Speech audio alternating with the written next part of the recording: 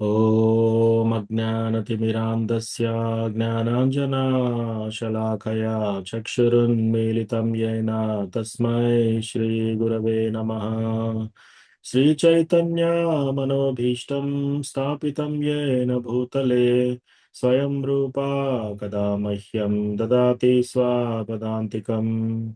वन्देऽहं श्रीगुरो श्रीयुतापदकमलं श्रीगुरून् वैष्णवांश्च श्रीरूपं साग्रजातां सहगना रघुनाथान्वितं तं सजीवं साद्वैतं सावधूतं परिजनसहितं कृष्णचैतन्यदेवं श्रीराधा कृष्णपादान् सहगना ललिता श्रीविशाखान्वितांश्च हे कृष्णा करुणा सिन्धो दीनबन्धो जगत्पते गोपेश गोपिका कान्ता राधा कान्ता नमोऽस्तु ते।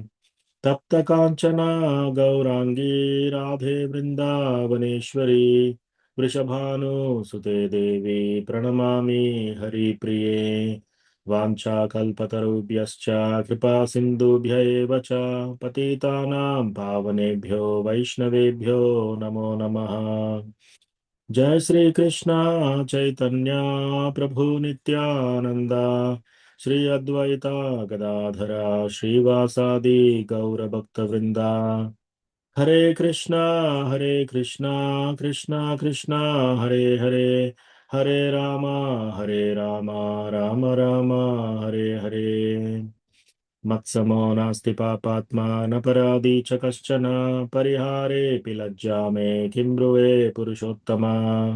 युवतीनां यथा यूनी यूनां च युवतौ यथा मनोभिरमते तद्वन्मनो मे रमतां त्वयि। भूमौ स्खलितपादानां भूमिरेवावलम्बनं त्वयि जाता परादानां त्वामेव शरणं प्रभो। गोविन्द वल्लभे राधे प्रार्थये त्वमहं सदा त्वदीयम् इति जानातु गोविन्दो मां त्वया सह। राधे वृन्दावनाधीशे करुणामृतवाहिनी कृपया निजपादाब्जा दास्यं मह्यं प्रदीयताम्। तृणादपि सुनीचेन तरोरपि सहिष्णुना मानिना मानदेन कीर्तनीय सदा हरिः। कथञ्चन स्मृते यस्मिन् दुष्करं सुकरं भवेत् विस्मृते विपरीतं स्यात् श्रीचैतन्यं नमामि तम्।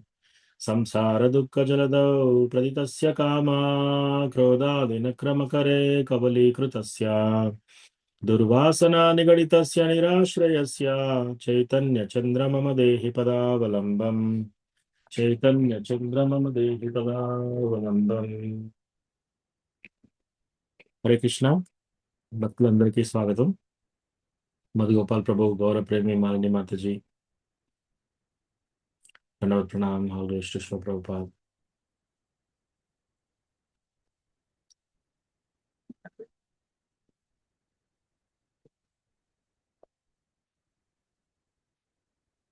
సో ఈరోజు మనం క్లాస్ ప్రారంభించే ముందు ఎవరికైనా ఏమైనా ప్రశ్నలు ఉన్నాయా, ఏమన్నా టాపిక్స్ డిస్కస్ చేయాలని ఉందా?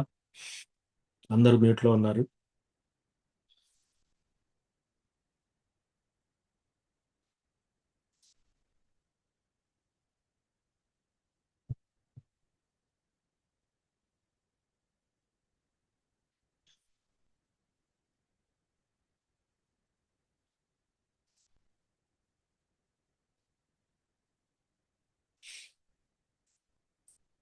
ఓకే, అట్లయితే భగవద్గీత చదువుదామా? ప్రభుజీ హరే కృష్ణ. ఇవాళ హనుమాన్ జయంతి అని 2 సార్లు వస్తాయి కదా ప్రభుజీ? పోయిన నెలలో ఒకసారి, ఇప్పుడు ఒకసారి. ఇవాళ హనుమాన్ జయంతి అని ఉంది. సో కొంచెం హనుమాన్ గురించి ఏమైనా చెప్తారు? యా, అంటే యార్ 2 సార్లు ఎందుకు వస్తుందో నాకు తెలియదు మాతాజీ. ఒకటి నార్త్, ఇటు సౌత్, అట్లా వేరేలా ఉంటుంది ప్రభు.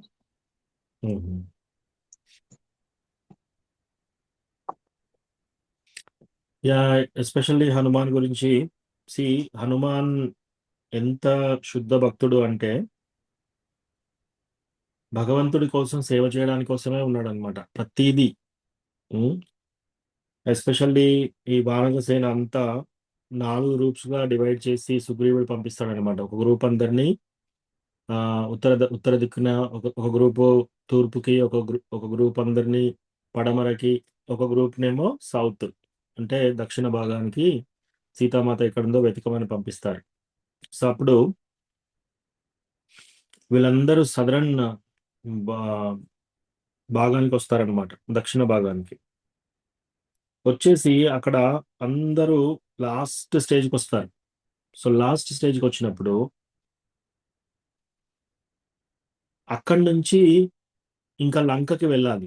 సో లంకకి వెళ్ళాలంటే వాళ్ళందరికీ అర్థమైంది ఏంటంటే అక్కడి నుంచి ఎవరైనా సముద్రం దాటాలి. సో ఎవరు దాటుతారు అనేది అందరినీ ప్రశ్న అన్నమాట. సో కొందరు వానరాసి వచ్చేసి నేను 100 యోజనాలు 50 యోజనాలు దాటగలుగుతాను, నేను 100 యోజనాలు జంప్ చేయగలుగుతాను, నేను 200 యోజనాలు జంప్ చేయగలుగుతాను, అట్లా ఒక్కొక్కరు వచ్చేసి ఒక్కొక్కటి నంబర్ చెప్తున్నారు అనమాట. సో లాస్ట్ అంగద్ వస్తాడు.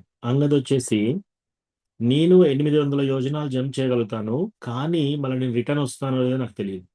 ఎందుకంటే లంకలో అన్ని ఆ, శారీరక సుఖాలన్నీ, సెన్స్ గ్రాటిఫికేషన్, ఇంద్రియ భోగం ఎక్కువగా ఉంటుంది. ఒకవేళ నేను అక్కడికి వెళ్ళి మళ్ళీ రిటర్న్ వస్తానో లేదో అని చెప్తారనమాట. సో అప్పుడు ఇంకా అప్పుడు అందరు హనుమాన్ అక్కడ దూరంగా కూర్చుంటే ఆయన పిలుస్తారు. పిలిచి హనుమాన్ నువ్వెంత జంప్ చేయగలుగుతావని. సో అప్పుడు హనుమాన్ ఏం సమాధానం చెప్తారంటే సి నేను ఎంత జంప్ చేస్తాననేది నా చేతిలో లేదు. నేను భగవంతుడు, రామచంద్ర బాణం లాంటి వాడిని. భగవంతుడు ఎంత దూరం తన బాణాన్ని వేస్తాడో అది భగవంతుని చేతిలో ఉంది. సో నేను ఎంత జంప్ చేస్తాననేది భగవంతుని చేతిలో ఉంది, నా చేతిలో లేదు. అంటే ఆయన శక్తులన్నీ కూడా ఆ విధంగా అంచనా వేస్తున్నాడు అనమాట. సో మనం కూడా దాంట్లో లెసన్ తీసుకోవాల్సింది ఏంటంటే మనము ఎంత సేవ చేస్తామో, మనం ఏమి ఇస్తామో అనేది మనకంటే భగవంతుడి యొక్క ఇన్స్ట్రుమెంట్, అంటే భగవంతుడి చేతిలో ఒక ఇన్స్ట్రుమెంట్ లాగా ఉండాలి మనం. ఏది చేసినా సరే, ఎంత పెద్ద పని చేసినా సరే, ఎంత గొప్ప సేవ చేసినా సరే భగవంతుని చేతిలో ఒక ఇన్స్ట్రుమెంట్ లాగా ఉండాలి. సో అది అన్నమాట ఈ వృత్తాంతంలో మనం తెలుసుకోవాల్సింది. సో అది హనుమాన్.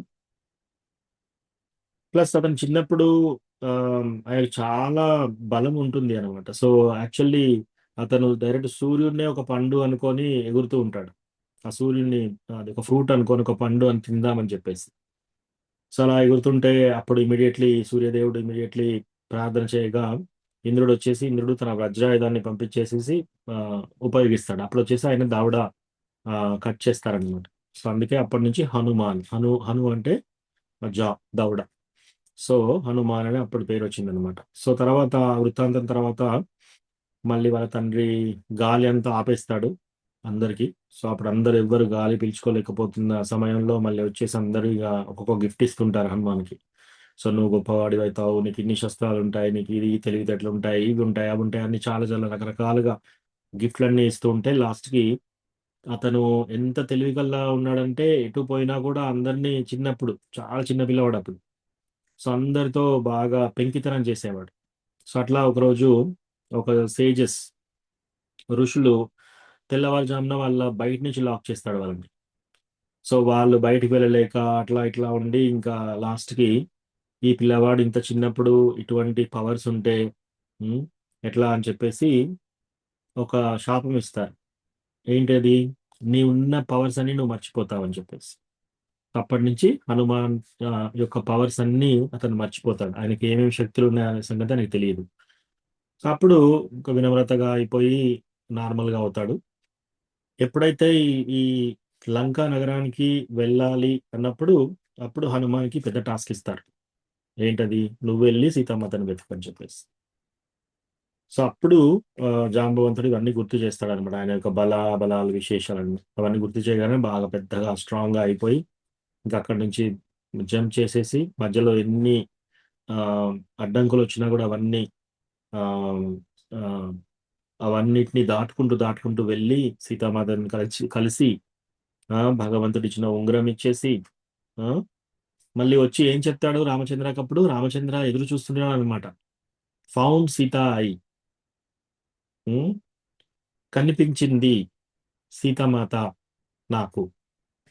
నాకు సీతామాత కనిపించింది అని చెప్పట్లేదు. ఎందుకు? మన శబ్ద ప్రయోగంలో కూడా ఏం చేయాలి? భగవంతుడికి ఏది ఇంపార్టెంటో అది ఫస్ట్ చెప్పాలి. అక్కడ అక్కడ ఏంటి? కనిపించిందా లేదా అనేది తెలియాలి ఫస్ట్. ఒకవేళ సీత అన్నప్పుడు ఇంకా రామచంద్ర రెండో వర్డ్కి ఎదురు చూస్తుంటాడు, కనిపించిందా లేదా. నేను సీతామాతని కలిశాను. సో నేను తర్వాత సీతామాత, భగవంతుడు అది కూడా వెయిట్ చేయొద్దు అనమాట. అంత తెలివిగా ఆన్సర్ చెప్తాడు. ఏంటది? కనిపించింది సీతామాత నాకు, అలా చెప్తాడు అనమాట. సో అప్పుడు రామచంద్ర చాలా సంతోషపడతాడు. ఆ విధంగా హనుమాన్ యొక్క గ్లోరీస్. ఓకే, ఇంకెవరికైనా ఏమైనా ప్రశ్నలు ఉన్నాయా? హరే కృష్ణ. హరే కృష్ణ జ్యోతి రూప ప్రభుజీ, దండం ప్రభుజీ. ప్రణామం. ఇంకెవరికైనా ఏమైనా ప్రశ్నలు ఉన్నాయా? ఓకే, లేకపోతే హరే ఎస్ ప్రభుజీ. ప్రభు. మధుగోపాల్ కృష్ణ ప్రభు. ప్రభు. హరే కృష్ణ ప్రభు హరే కృష్ణ ప్రభు దండవతం ధన్యవాదాలు. ప్రణామాలు పడానికి. Okay okay okay. సో ఈ రోజు మనం ధ్యాన యోగాలోకి ఎంటర్ అయ్యాము. సో ఈ ప్రభుజీ, భగవద్గీత. ఎస్ మాతాజీ. నాకు ఒక చిన్న ఆయన ఈయన హనుమాన్జీకి చిరంజీవి అని అంటాం కదా, ఆయన ఇప్పుడు ఉంటారు ఎల్లప్పుడూ ఉన్నారు అనేసి ఆయనకు ఆ వరం ఎలా దొరికింది ప్రభుజీ?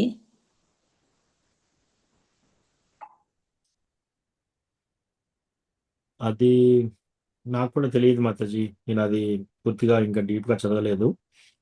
తెలుసుకున్నప్పుడు చెప్పండి Babuji. Prabhuji, sure Mataji. Thank you Prabhuji. Yes. Hare Krishna. విజయ రఘునాథ్ ప్రభు, దండవత్ ప్రణామం. కృష్ణ ప్రభు దండవతం. సారీ ప్రభు, కొంచెం లేట్ గా. No problem. సో ఈ రోజు మనము ధ్యాన యోగా సెక్షన్ లోకి ఎంటర్ అవుతున్నాము. ధ్యాన యోగాలో యాక్చువల్లీ మనము 10 శ్లోకాల వరకు చదివాం. సో భగవద్గీత మనకి 3 భాగాలుగా, మెయిన్ 3 భాగాలుగా విభజించబడింది అనమాట. ఫస్ట్ భాగం ఏంటి? ఇది ఒక జ్యువెల్ బాక్స్. అంటే ఇప్పుడు మీరు ఒక ఏదైనా బంగారు నాణ్యం కానీ నగలు కానీ కొన్నారనుకో, షాప్ లో ఏం చేస్తారు? వాళ్ళు ఒక మంచి డబ్బాలో పెట్టిస్తారనమాట. సో ఆ డబ్బాలో బేస్ కింద భాగం ఏంటది? కర్మయోగ. సో భగవద్గీత కూడా అలా అలా అనమాట. సో కింది భాగం, ఆ డబ్బాలో కింది భాగం ఏంటి? ఆ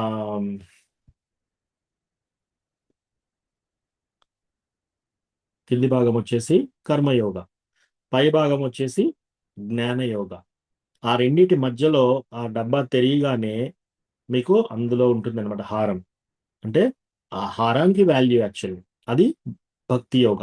సో భక్తి యోగ భగవద్గీతలో మధ్యలో ఉందన్నమాట. సో భగవద్గీత 3 భాగాలు. ఒకటి ఆ కింది భాగం వచ్చేసి కర్మయోగ సెక్షన్. ఫస్ట్ 6 చాప్టర్స్ అన్ని కర్మయోగ కవర్ చేస్తుంది.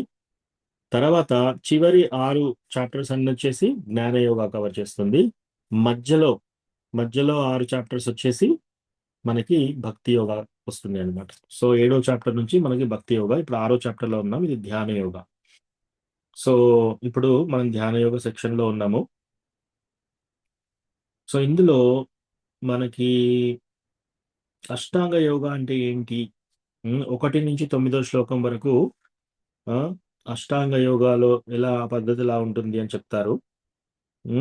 తర్వాత 10వ శ్లోకం నుంచి 32వ శ్లోకం వరకు ఏ విధంగా ప్రాక్టీస్ చేయాలి అష్టాంగ యోగ. 33వ శ్లోకం నుంచి 36వ శ్లోకం వరకు మన మైండ్ ఎలా కంట్రోల్ చేసుకోవాలి.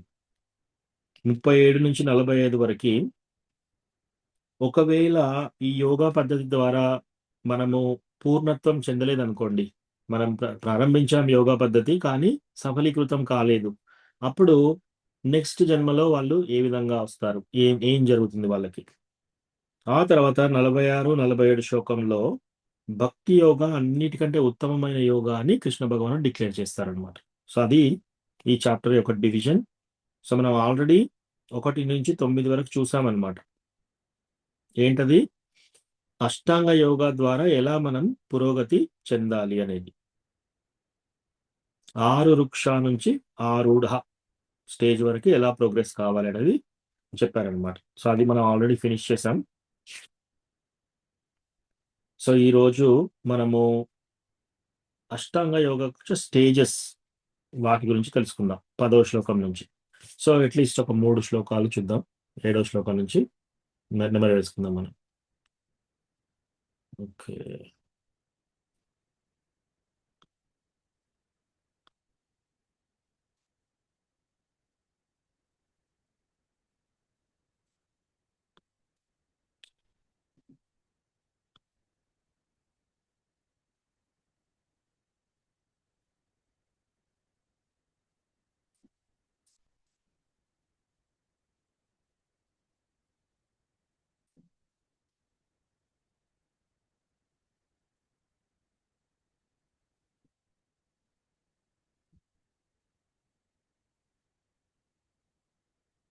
ఓకే.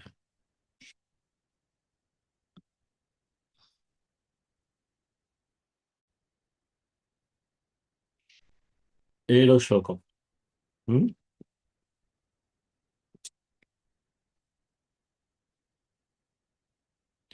జితాత్మన ప్రస జితాత్మన ప్రశాంతస్య ప్రమా పరమాత్మా సమాహితః శీతోష్ణ సుఖ దుఃఖేషు తథామానాపమానయోః. మనస్సును జయించిన వాడు శాంతిని పొందియుండుటచే పరమాత్మను చేపట్టినవాడు యగును. అట్టి మనుజుడు సుఖదుఖములకు శీతోష్ణములకు మాన అవమానములకు అన్నీను సమానములే అయి ఉన్నాయి అటువంటి వాళ్ళకి. సో ఇక్కడ ఏంటి, ఎవరైతే మనస్సును జయిస్తారో, మన మనస్సు జయించడం చాలా కష్టం. సో ఎవరైతే ఈ మనస్సును జయిస్తారో వాళ్ళకి సుఖదుఖాలు, తర్వాత శీతోష్ణములు అంటే వేడి చలి, ఆ తర్వాత మాన అవమానం. అంటే మాన అంటే నలుగురు మనల్ని పొగడ్డం, నలుగురు మనల్ని గుర్తించడం. అవమానం అంటే నలుగురు మనల్ని అవమానించడం, తిట్టడము, అట్లా అన్నమాట. ఇవన్నీ సమంగా చూస్తున్నారు ఎవరు మనస్సును జయించినప్పుడు. సో మనం ఇంకా ఎవరైనా ఒక మాట అంటే మనం బాధపడుతున్నాము అట్లా అనుకుంటే ఇంకా మనం ఇంకా మనస్సును జయించలేదని అర్థం. జ్ఞాన విజ్ఞాన తృప్త్యాత్మా కూటస్థో విజితేంద్రియ యుక్త ఇత్యుచ్యతే యోగి సమలోష్ట్రాశ్మకాంచన. మనుజుడు తాను పొందినటువంటి జ్ఞాన విజ్ఞానములచే సంపూర్ణముగా సంతృప్తి చెందినప్పుడు ఆత్మానుభవమునందు స్థితిని పొందినట్టి వాడై యోగి అనబడును. అట్టివాడు ఆధ్యాత్మిక స్థితి యందు నెలకొని ఆత్మ నిగ్రహము కలిగి ఉండును. అతడు రాళ్ళనైనను లేదా బంగారమునైనను సమానంగా గాంచును. సో ఎవరైతే జ్ఞాన విజ్ఞానములచే సంపూర్తిగా తృప్తి చెందుతారో, ఆత్మ అనుభవం ఎవరైతే సిద్ధించుకుంటారో అటువంటి స్థితి పొందినవాడు, అటువంటి వాడు యోగి అనబడును. అటువంటి వాళ్ళని యోగి అంటున్నారు. అటువంటి వాళ్ళకి వాళ్ళు ఆధ్యాత్మిక స్థితి యందు నెలకొని ఉన్నందువల్ల ఆత్మ నిగ్రహము కలిగి ఉంటుంది వాళ్ళకి. ప్లస్ వాళ్ళు రాళ్ళని బంగారాన్ని సమానంగా చూస్తున్నారు. అంటే దాని అర్థం ఏంటి, ఇంకా వాళ్ళకి వీళ్ళు బీదవాళ్ళు, వీళ్ళు గొప్పవాళ్ళు, ఇటువంటి తేడాలు ఉండవన్నమాట. సో వాళ్ళన్నీ ఒక రాయిని ఒక బంగారంను కూడా సేమ్ గా చూస్తున్నారు. సో ఒకవేళ ఈ స్టేజ్ ఎవరైనా వచ్చారనుకోండి, ఈ స్టేజ్ వస్తే మనం వేరే వాళ్ళని అసలు వ్యత్యాసంతో చూడలేము. ఎందుకు, చాలా వరకు మన సంఘంలో ఏం చూస్తున్నాం, వీళ్ళకి ధనం ఉంది కాబట్టి వీళ్ళకి పలుకుబడి, వీళ్ళకి ధనం లేదు కాబట్టి వాళ్ళు మనకేమీ పనికిరారు. సో ఇట్లా వ్యత్యాసం చేస్తూ చూస్తున్నాం. కానీ ఎవరైతే యోగి, ఎవరైతే ఈ జ్ఞాన విజ్ఞానములు సంపూర్ణంగా ఆత్మానుభవము ఆ స్థితిని పొందిన వాళ్ళు యోగి అనబడతారంట. వాళ్ళు ఇవన్నిటినీ సేమ్ గా చూస్తున్నారు. అంటే ఒక రాళ్ళని బంగారం ఎంత తెచ్చినా సరే, ఎంత పెట్టుకున్నా సరే వాళ్ళకి రాళ్ళతో సమానంలాగా చూస్తున్నారు అనమాట. సో ఇక్కడ కృష్ణ భగవానుడు ఏం చెప్తున్నాడు, తత శ్రీకృష్ణ నామాది నభవే గ్రాహ్యమింద్రియై సేవన్ముఖే జిహ్వాదౌ స్వయం ఏవా స్ఫురత్యదః. శ్రీకృష్ణుని నామము, రూపము, గుణము, లీలలు, దివ్య స్వభావమును భౌతికత్వముతో కూడిన ఇంద్రియములతో ఎవ్వరును అవగాహన చేసుకొనలేరు. ఏంటంట? భగవంతుని యొక్క నామము, రూపము, గుణము, లీల. దీన్ని మనకు భౌతిక అంటే మన శరీరంలో ఉన్నటువంటి మన మైండ్ కానీ, మన యొక్క కళ్ళు కానీ, మన యొక్క చెవులతో కానీ, మన యొక్క చర్మంతో కానీ, మన యొక్క ఇంద్రియాలతో కానీ, మన యొక్క తెలివితో కానీ భగవంతుని మనం తెలుసుకోలేమంట. కేవలం దివ్యమైన భక్తియుత సేవ ద్వారా ఆధ్యాత్మికముగా పరిపూర్ణునైనప్పుడే మనుజుడు ఆ దేవాది దేవుని రూపము, నామము, గుణము, లీలలు వ్యక్తమగును. సో భగవంతుని యొక్క నామము, రూపము, గుణము, లీల మనకు తెలుసుకోవాలంటే ఏం చేయాలి? ఓన్లీ భక్తియుత సేవ.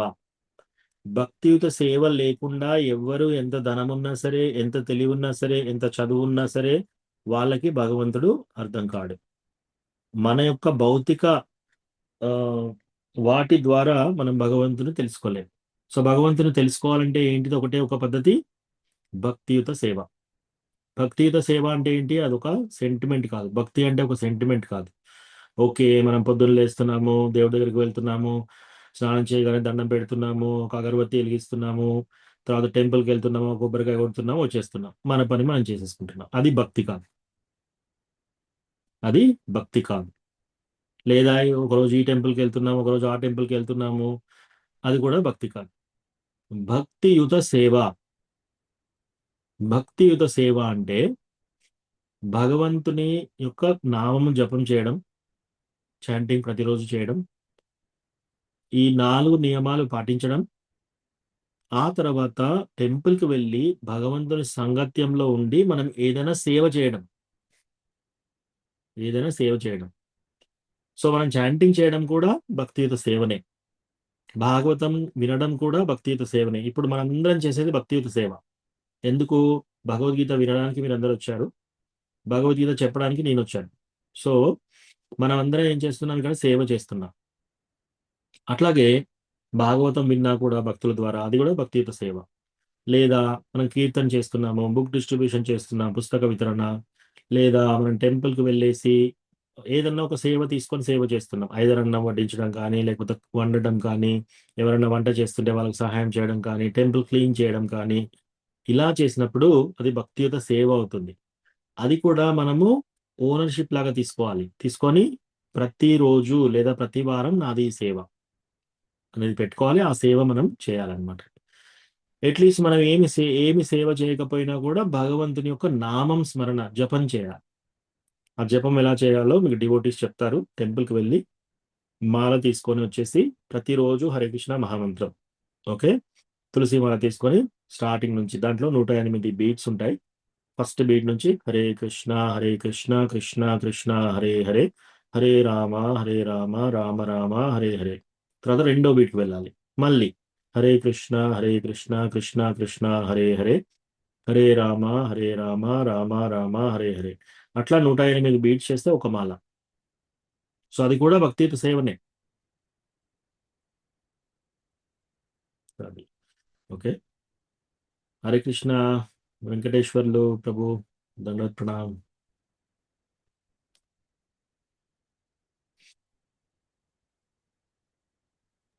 హరే కృష్ణ ప్రభుజీ, ప్రణామాలు. దండవత్ ప్రణామ్.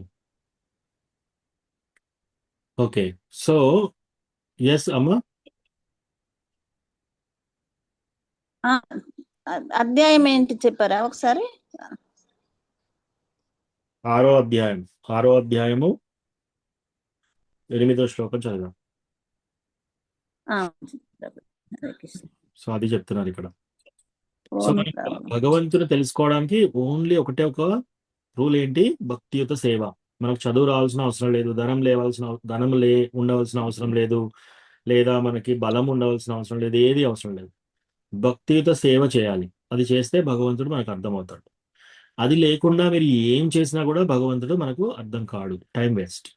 సో భక్తియుత సేవ చేయడం ఇంపార్టెంట్. సో అది చాంటింగ్తో స్టార్ట్ చేయాలి. ఎవరైనా డివోటీస్ కి వాళ్ళు అర్థం కావాలి భగవంతుడు అంటే చాంటింగ్ చేయండి. చాంటింగ్ చేసి భక్తియుత సేవ చేస్తే మనకు తొందరగా అర్థమవుతుంది. 9వ శ్లోకం చూద్దాం. ప్రభు హరే కృష్ణ ప్రభు. సార్ మళ్ళీ ఒకసారి చెప్పరా ప్రభు, ఈ భక్తియుత సేవ ఎలా చేయాలన్నా? ఎస్. సో భక్తియుత సేవ అంటే ఏంటి?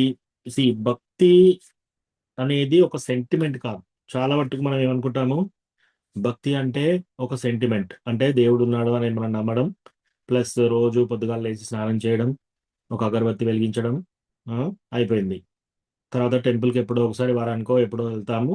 వెళ్ళి టెంపుల్లో కొబ్బరికాయ కొట్టేసి కొద్దిసేపు అక్కడ కూర్చొని పూజారికి దండవత్ చేసి ఆ, అక్కడి నుంచి ఒక పూజ చేయించేసేసి మన ఇంటికి వస్తాం. అది భక్తియుత సేవ కాదు, అది భక్తి కాదు. మన కోరికల లిస్ట్ దేవుడి దగ్గర తీసుకెళ్ళి నాకు ఇది ఇవ్వు, నాకు అది ఇవ్వు అని చెప్పడము భక్తియుత సేవ కాదు.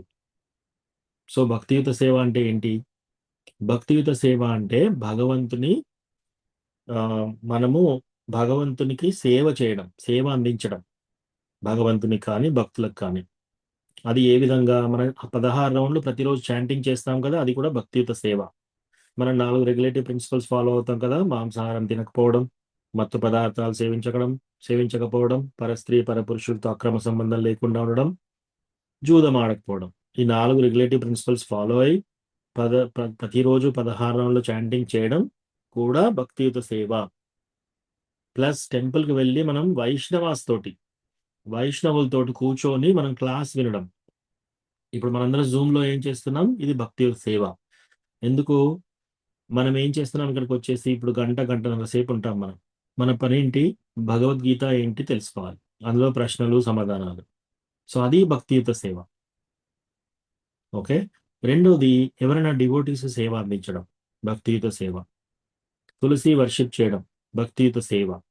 భగవంతుడికి సేవ చేయడం ఏంటది? కిచెన్ లో వంట చేసి భగవంతుడికి అర్పించడం, లేదా కిచెన్ లో ఎవరైనా వంట చేస్తుంటే వాళ్ళకి హెల్ప్ చేయడం, వంట చేసిన తర్వాత ఆ పాత్రలు కడగడం, టెంపుల్ క్లీన్ చేయడం, లేకపోతే ప్రసాదం వడ్డించడము, ప్రసాదం తినడం, టెంపుల్ కి వెళ్ళి ప్రసాదం తినడం కూడా భక్తియుత సేవ. ఓకే. ఏది చేయలేకపోయినా అట్లీస్ట్ 2 చేయాలి మనం. ఏంటది?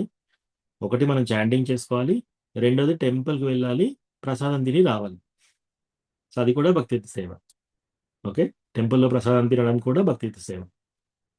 రైట్. సో వాటితోనే ఆపకుండా మనం ఏదైనా ఒక సేవ అందించాలి.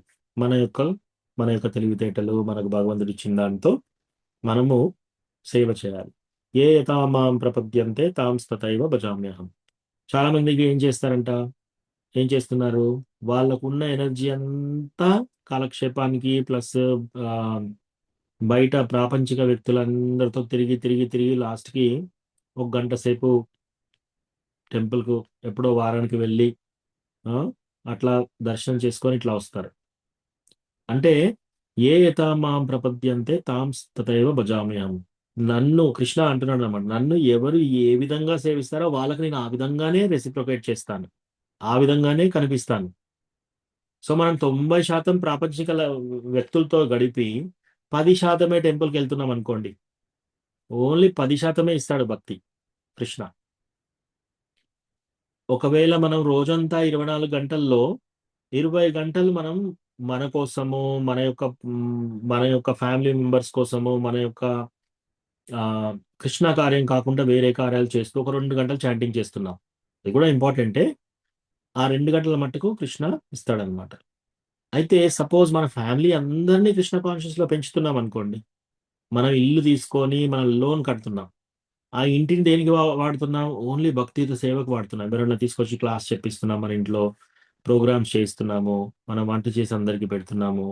ఇలాంటివన్నీ మనం చేస్తే ఆ ఇల్లు కట్టే లోను, ఆ- ఆ ఆ లోన్ కట్టే తాలూకు జాబ్, మనం చేసే జాబు లేకపోతే బిజినెస్ అన్ని కూడా భక్తియుత సేవ అవుతాయి. భక్తియుత సేవ ఎప్పుడవుతాయి?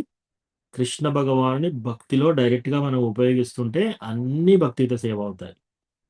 సో అది మనం చూసుకోవాలి, మనం చేసే పని కృష్ణకి అనుకూలమా, ప్రతికూలమా. సో అది ఇంపార్టెంట్. ఓకేనా ప్రభు? విజయ రఘునాథ్ ప్రభు. ఓకే ప్రభు, థ్యాంక్ యూ ప్రభు. రైట్.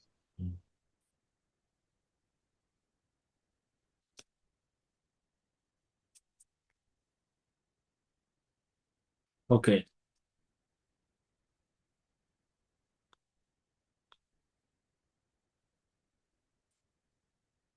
తొమ్మిది.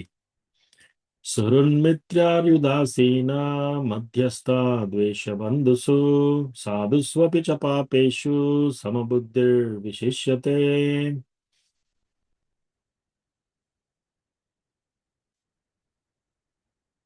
శ్రేయోభిలాషులను, ప్రియమైన మిత్రులను, తటస్థులను, మధ్యవర్తులను, ద్వేషించు వారులను, శత్రుమిత్రులను, పాపపుణ్యములను సమబుద్ధితో చూచువాడు మరింత పురోగతి పొందినవాడిగా పరిగణింపబడును.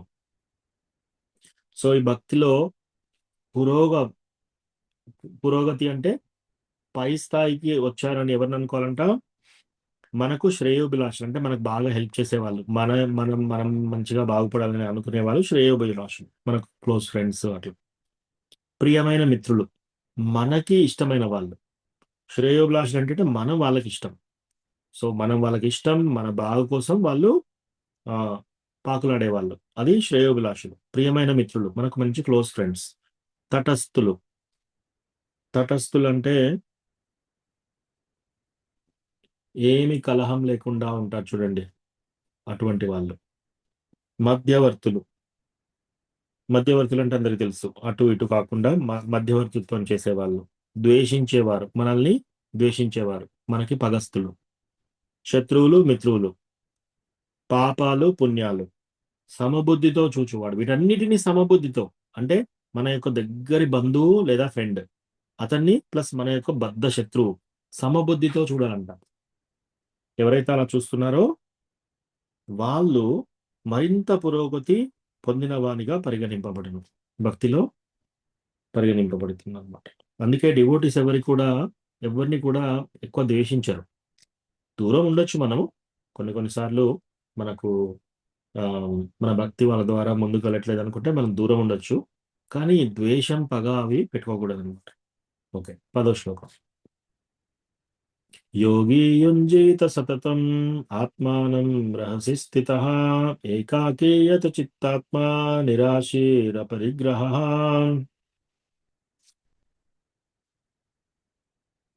యోగి అయిన వాడు తన దేహమును, మనస్సును, ఆత్మను సదా భగవానుని సంబంధములోనే నియుక్తము చేసి ఒంటరిగా ఏకాంత స్థలమునందు నివసించుచు సావధానముగా మనస్సును నియమింపబలెను.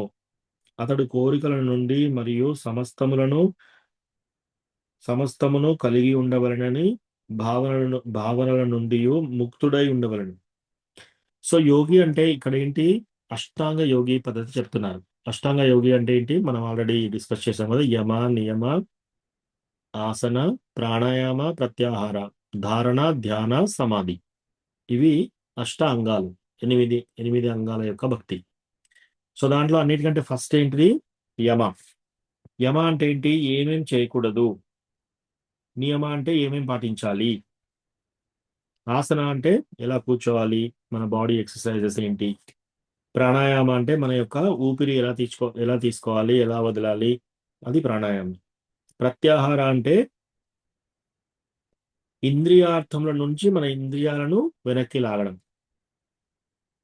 ధారణ అంటే ఆ వెనక్కి లాగిన ఇంద్రియాలని భగవంతుని రూపం పైన కేంద్రీకరించడం, ధారణ. తర్వాత ధ్యాన, అట్లా కేంద్రీకరించిన తర్వాత భగవంతుని రూపం మీద ధ్యానం చేయడం. ఆ తర్వాత సమాధి స్టేట్. సో ఇది చాలా కఠినతరమైన పని, ఇది చాలా కష్టం.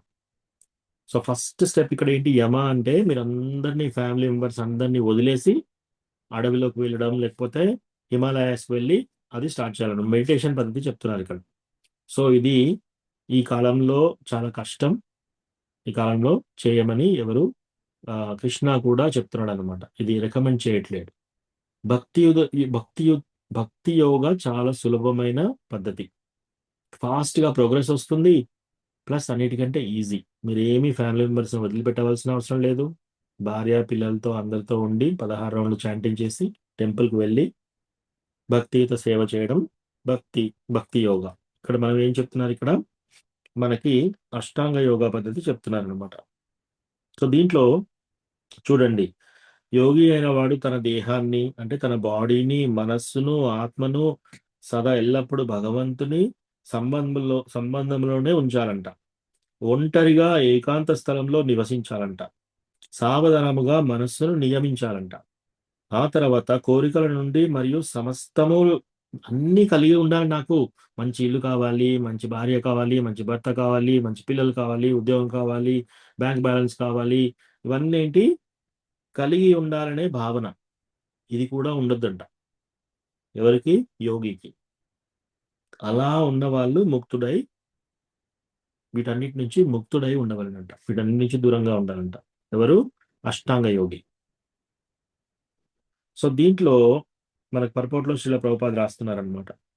అనాసక్తస్య విషయాన్ యదార్థ ఉపయుంజితః నిర్బంధ కృష్ణ సంబంధే యుక్త వైరాగ్యముచ్యతే ప్రాపంచికతయా బుద్ధ్యా హరి సంబంధి వస్తునః ముముక్షుభిర్పరిత్యాగో వైరాగ్యం ఫల్గు కత్యేత్తే.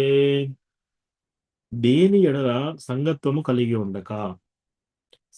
సంగత్వము మనం ఎక్కడైనా మనకు అటాచ్మెంట్ ఉందనుకోండి, ఎక్కడైనా మనకు సంగత్వం ఉందనుకోండి, ఇంకో జన్మ మనం తీసుకోవడానికి రెడీ అవుతున్నాం. సో దేని ఎడల కూడా సంగత్వం ఉండకూడదు. దేని ఎడలో అంటే మనకున్న ఆస్తిపాస్తుల మీద సంగత్వం ఉండకూడదు.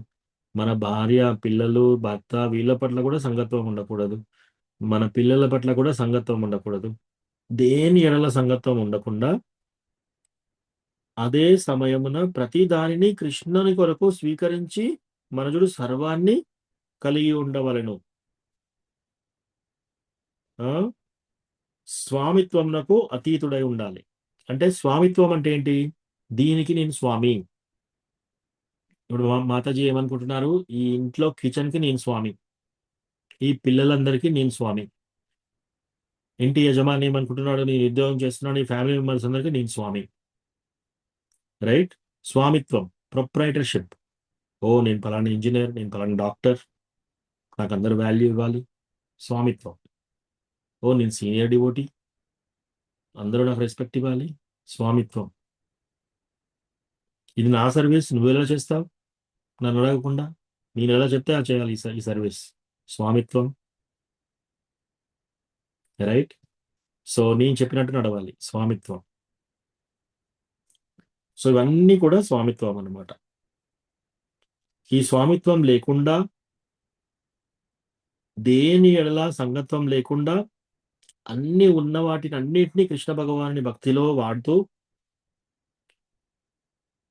అట్లు కాక కృష్ణునితో వాటికి గల సంబంధమును తెలియక సర్వము త్యజించువాడు వైరాగ్యమునందు పూర్ణత్వం పొందినవాడు కాజాలడు.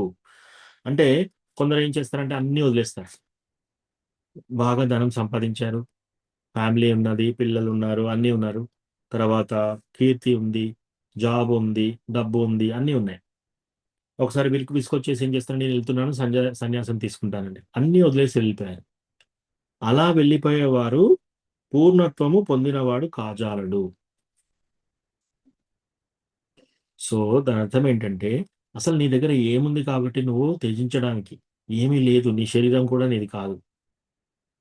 సో నీ శరీరం ద్వారా, ఈ మైండ్ ఎవరు ఇచ్చారు నీకు?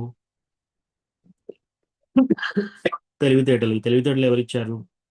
సో మనకి ఏది కలిగినా సరే, మనకు చదువు ఉందా, పాటలు పాడగలుగుతామా, ధనం సంపాదించగలుగుతామా, అందచందాలు ఉన్నాయా, ఏమన్నా సరే అన్నీ కూడా భగవంతుని భక్తిలో వాడాలి. అది కరెక్ట్ వైరాగ్యం, కరెక్ట్ పద్ధతి. అలా కాకుండా అన్నీ వదిలేసి వెళ్ళేవాడు పూర్ణత్వం పొందలేడు. సో ఇక్కడ వరకు లాస్ట్ వీక్ చదివాం. ఇప్పుడు 11వ శ్లోకం, అన్లెస్ ఎవరికన్నా ప్రశ్నలు ఉంటాయి తప్ప.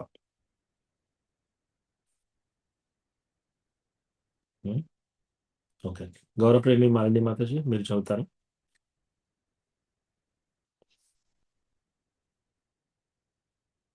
మ్యూట్లో ఉన్నారు.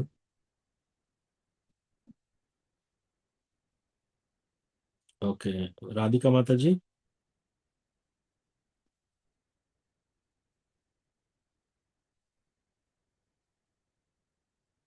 Vasanthi Mataji, Krishnamurthy Prabhu. Prabhuji. Yes, thank you. So ఇది 11, 12 శ్లోకాలు రెండు కలిసి ఉంటాయి. ఒకరు శ్లోకం చదవండి, ఒకరు మీనింగ్ చదవండి.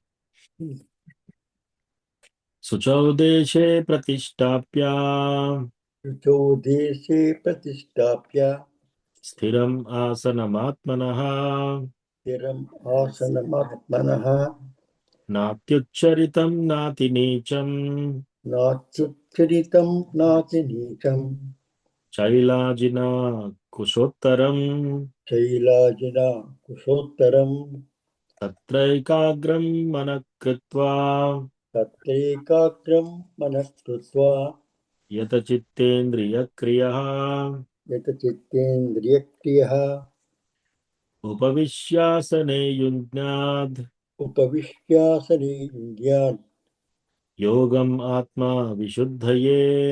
योगम् आत्मा विशुद्धये. Thank you, Prabhu.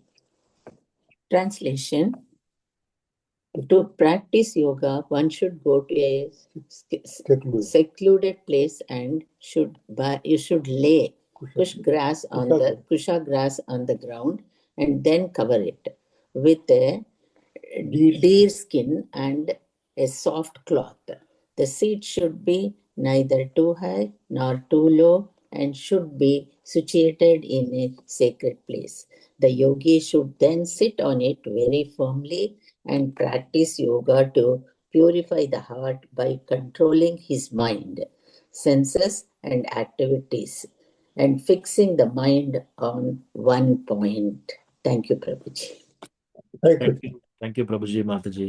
సో ఇక్కడ మనం చూస్తే ఇది ఎంత కష్టమో తెలుస్తుంది. ఓకే, చాలా మంది ఈ మెడిటేషన్ చేసి కూర్చొని ఒక ఒక ఒక కుర్చీ పైన కూర్చొని మెడిటేషన్ చేసే వాళ్ళకి ఇది ఆన్సర్ అన్నమాట. యోగాభ్యాసం కొరకు యోగి ఏకాంత స్థలమునకేగి నేలపై కుశగ్రాసమును పరిచి దానిని జింక చర్మము మరియు వస్త్రముతో కప్పవలెను. అట్టి ఆసనము అతి ఎత్తుగాను లేదా అతి క్రిందిగాను ఉండక పవిత్ర స్థలంలో ఏర్పాటు కావలను. పిదప అతడు దానిపై స్థిరముగా కూర్చుండి ఇంద్రియ మనో కర్మలను నియమించి మనస్సును ఏకాగ్రపరిచి హృదయ శుద్ధి కొరకు యోగము అభ్యసించవలెను. చూడండి ఎన్ని రూల్స్ ఉన్నాయో. ఈ అష్టాంగ యోగా అనేది చాలా చాలా కష్టమైన పద్ధతి. ఓకే, సో ఇవాళ రేపు ఏం చేస్తున్నారు, మెడిటేషన్, నేను కూర్చుంటాను, చైర్లో కూర్చుంటాను, ఒక పావు గంట సేపు మెడిటేషన్ చేసుకుంటాను, నా మైండ్ ఫ్రీ అయిపోయింది, మళ్ళీ వెళ్తారు, ఇష్టం వచ్చిన పనులు చేస్తారు. అది మెడిటేషన్ కాదు. మెడిటేషన్ అంటే ఏంటి? ఫస్ట్ నువ్వు ఏకాంత స్థలంలో అడవులోకి వెళ్ళాలి. ఓకే, యోగాభ్యాసం కొరకు యోగి ఏకాంత స్థలము అక్కడికి వెళ్ళి నేలపై కుశగ్రాసాలు పరిచి, కుశగ్రాసం అంటే గడ్డి, కుశ అనే గడ్డిని పరిచి దానిని జింక చర్మము లేదా వస్త్రముతో కప్పాలి. ఓకే, అది వేసిన తర్వాత ఆ సీట్ చాలా ఎత్తుగా ఉండకూడదు, కిందిగా ఉండకూడదు, పవిత్ర స్థలంలో ఏర్పాటు చేసుకోవాలి. ఆ తర్వాత దానిపైన స్థిరంగా కూర్చోవాలి. కూర్చున్న తర్వాత ఏం చేయాలి? ఇంద్రియాలు, మనస్సు, కోరికలను, కర్మలను నియమించాలి. ఎవరైనా చేయగలుగుతారా ఈ పని? ఏమేం చేయాలంట? ఇంద్రియాలను కంట్రోల్ చేసుకోవాలి, మనస్సును కంట్రోల్ చేసుకోవాలి, కర్మలను, మన పనులను అన్నిటినీ కంట్రోల్ చేయాలి.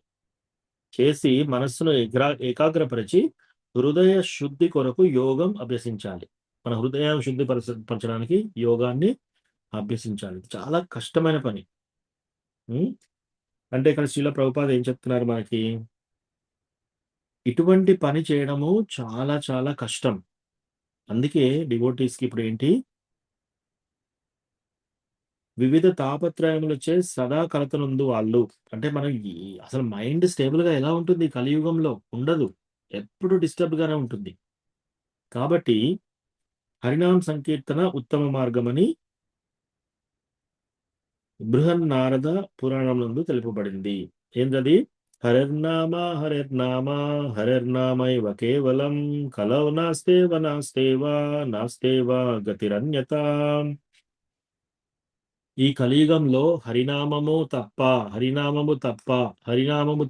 3 సార్లు చెప్పారు. వేదాస్లో 3 సార్లు గట్టిగా ఇలా చెప్తున్నారంటే చాలా ఇంపార్టెంట్ అది. ఓకే, ఈ కలియుగంలో నాస్త్యేవ గతిరన్యత. ఇంకా వేరే గతి లేదు, ఇంకా వేరే గతి లేదు, ఇంకా వేరే గతి లేదు. ఓన్లీ హరేర్నామ హరేర్నామ హరేర్నామ ఏవి కేవలం, ఓన్లీ హరినామ్. సో అందుకే మనము ఈ కలియుగంలో మనకు ఓన్లీ హరినామమే హెల్ప్ చేస్తుంది. ఎందుకు? ఫస్ట్ ఆఫ్ ఆల్ మనందరం డిస్టర్బ్డ్గా ఉంటాం, ఇవన్నీ చేయలేం, ఈ యోగా పద్ధతులు ఇవన్నీ మనం పాటించలేం, మైండ్ నిగ్రహించలేము, కోరికల్ని నిగ్రహించలేము, తర్వాత మన యొక్క ఇంద్రియాలను నిగ్రహించలేము, ఇవన్నీ చాలా కష్టం. ఆ యొక్క అష్టాంగ యోగా పద్ధతి, ఎస్ అది కూడా ఒక పద్ధతి, కానీ సరిగ్గా చేస్తే దాంట్లో కూడా వస్తుంది, కానీ కొన్ని జన్మలు పడుతుంది దానికి. దానికి కాకుండా 16 రౌండ్లు చాంటింగ్ చేసి గురువుని ఎంచుకొని గురువుగారి దగ్గర దీక్ష తీసుకొని భక్తితో సేవ చేయడం అన్నిటికంటే సులభం. ఓకే, మధుగోపాల్ ప్రభు మీరు చదువుతారా?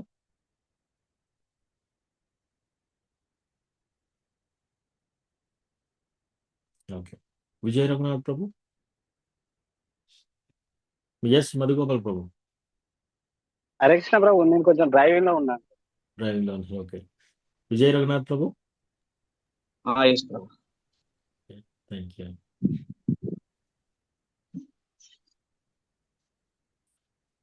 సమం కాయా శిరో గ్రీవం సమం కాయ శిరో గ్రీవం ధారయన్ అచలం స్థిరః ధారయన్ చలం స్థిరః సంప్రేక్ష నాసికాగ్రం స్వం సప్రేక్ష నాసికాగ్రం దిశశ్చానవలోకయన్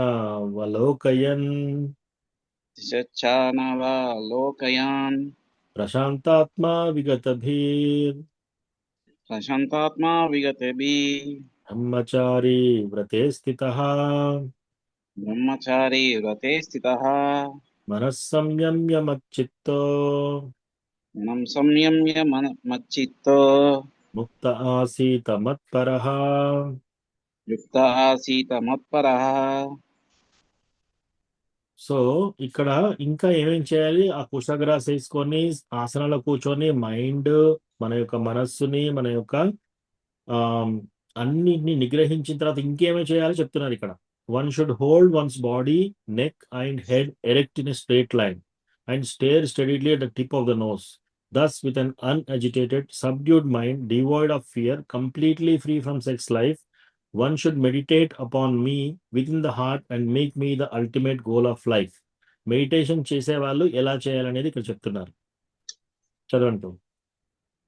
మనిషి తన శరీరంను, మెడను, శిరమును నిటారుగా ఒకే సరళ రేఖలో నిలిపి చూపును ముక్కు కోణం మీద స్థిరంగా ఉంచాలి. ఆ విధంగా కలత చెందనిది స్వాధీనమైనదే అయిన మనసుతో భయరహితుడై మైథున సుఖము నుండి పూర్తిగా విడివడి అతడు హృదయంలో నన్ను ధ్యానిస్తూ నన్నే చరమ జీవిత లక్ష్యంగా చేసుకోవాలి. Thank you. Thank you.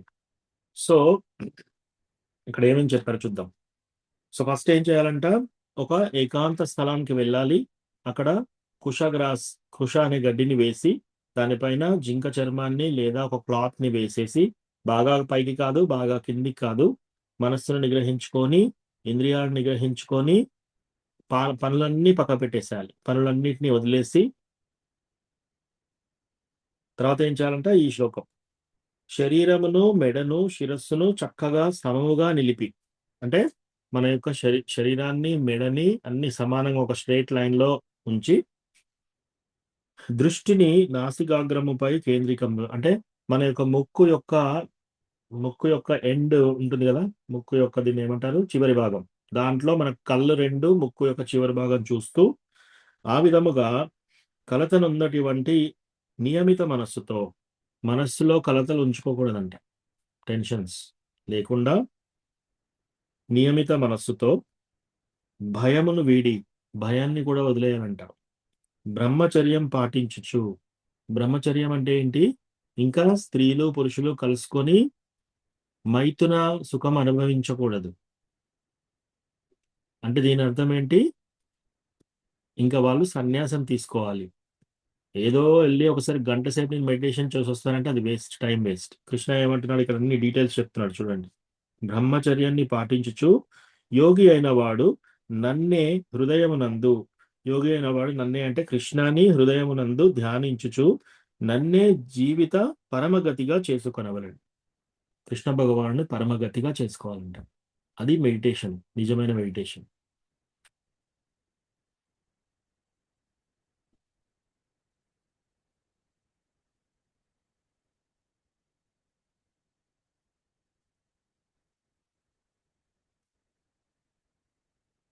Okay, ఈ భాష్యాన్ని చదువుదాం మనం.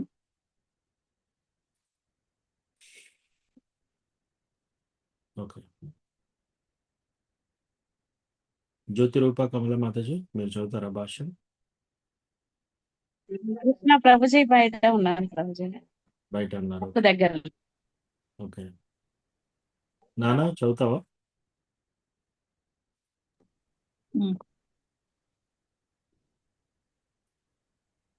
భాష్యం ఇంజేన్నవం సదా చెప్పారు సరే.